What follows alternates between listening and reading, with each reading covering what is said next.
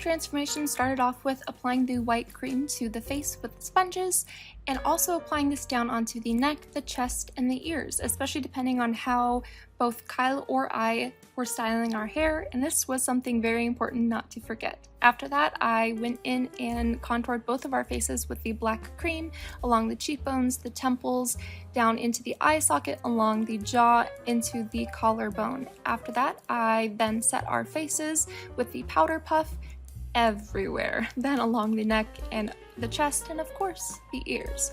After that, I went in with the eye powder and the brush, but also I am not ashamed to admit I used my fingers quite a bit. This is nature's best tool. I followed along the shape of our eyes, but I also wanted to create something a little bit sharper, something a little bit more intense, and this created really the perfect smoky eye. I went in with the eye pencil and followed in the waterline to again create this perfect smoky eye. Then I went in with the flat liner brush and the red cream and created the perfect red lip. Then I went in with the black cream paint again and went into the center of the lip to create something a little bit more vampiric, something that had more depth and that was a little bit darker. And then I dabbed my lips together, and that helped spread this cream a little bit more, and it helped meld the colors together.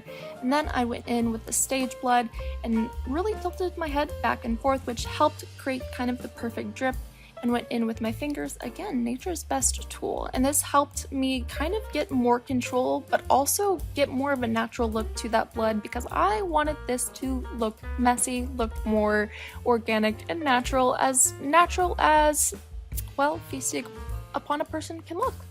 Then I went in and put this blood all over my neck, but I would advise that you change into whatever vampire costume you are going to wear, because, well, things will get messy. And there you have it, the perfect vampire look.